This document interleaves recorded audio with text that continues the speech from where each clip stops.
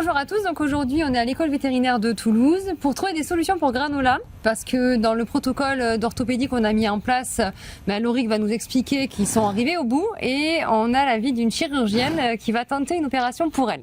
Bonjour à tous, donc oui, au niveau orthopédie, ça fait plusieurs mois qu'on la suit maintenant. On est arrivé, je pense, au bout de ce qu'on pouvait faire au niveau de ses pieds. On a bien stabilisé, on a bien amélioré au niveau de son confort, mais on a eu quelques traces de souffrance au niveau de sa boîte cornée qui nous a montré que ça serait bien de passer à autre chose, à supérieur au niveau chirurgie, parce que tout seul on n'allait pas pouvoir s'en sortir. Et donc c'est pour ça qu'on a envoyé tout le dossier de granola à Elodie qui va vous expliquer le protocole qu'on va mettre en place. Bonjour, donc je suis Elodie Lallemand, je suis maître de conférence en chirurgie à l'école vétérinaire à Toulouse. Donc effectivement, tu m'as envoyé le dossier de granola. Donc il y a déjà des progrès énormes qui ont été faits depuis le mois de janvier, hein, c'est vraiment incroyable. Mais c'est vrai qu'on arrive au stade où les forces qu'on doit mettre en place sur les sabots, les articulations pour que ça revienne dans l'axe sont un peu trop fortes pour la paroi du sabot. Et donc effectivement, en l'examinant aujourd'hui, on est arrivé à la conclusion que fallait probablement passer au stade supérieur pour elle, pour continuer à l'aider. On est arrivé au bout de ce qu'on pouvait faire avec la physiothérapie et l'orthopédie, et que là il faut passer au stade chirurgical. Oui, à savoir que c'est pas possible de la laisser dans l'état dans lequel elle est aujourd'hui, même si c'est beaucoup mieux, elle n'est pas viable comme ça. Parce que en fait ça va très vite se dégrader, elle va rentrer dans une forme de souffrance et puis il y a des risques vraiment importants pour ses pieds qui feront que de toute façon elle serait pas viable. Donc on peut pas rester figé comme ça en se disant c'est bon, elle va vivre ainsi, c'est pas possible.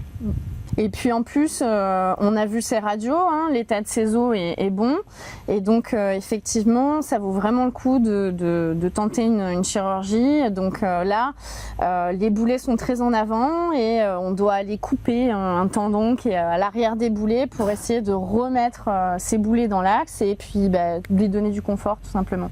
Ouais. Donc c'est pas une chirurgie anodine. Il y a toujours des effets secondaires possibles. Mais on a discuté, pour l'instant c'est sa meilleure chance de gagner en qualité de vie et puis de sortir dans, on arrive à un stade où on est bloqué, donc c'est l'étape d'après pour continuer à l'aider et lui donner du confort. Ouais.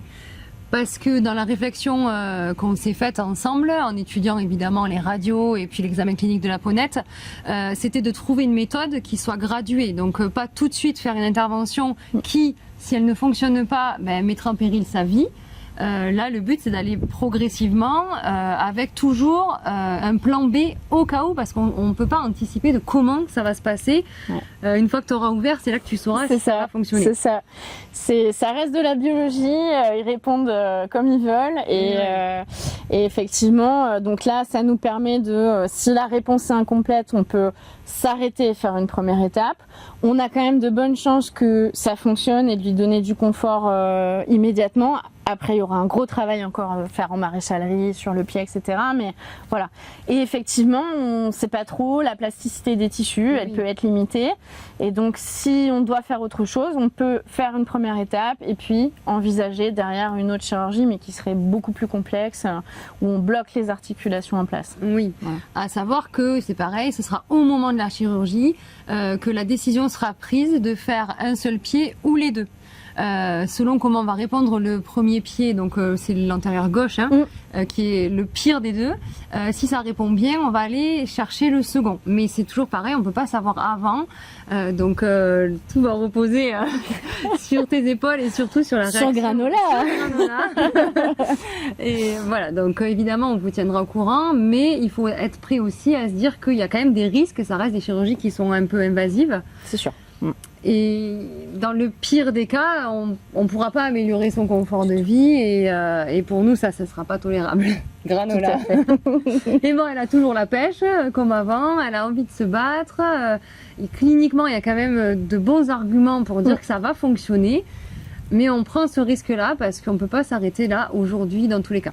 Tout à fait. Alors, si la chirurgie se passe bien, il va falloir continuer à lui mettre des petites prothèses avec des extensions pour stabiliser complètement sa colonne de jambe et mettre toutes les chances de côté pour que sa cicatrisation soit bonne, qu'on ait une stabilisation et dans l'espoir, dans un futur, de pouvoir passer sur quelque chose de plus simple pour qu'elle puisse retourner au pré avec des copains, avoir une vraie vie de cheval.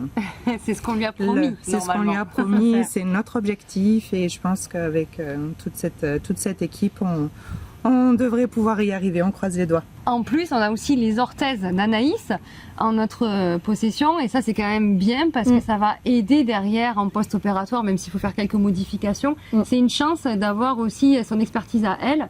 Donc avec l'équipe complète là, je pense que Granola pouvait pas mieux tomber et de toute façon, on fera tout ce qu'il faut pour elle. Tout à fait. C'est sûr. Voilà. Merci.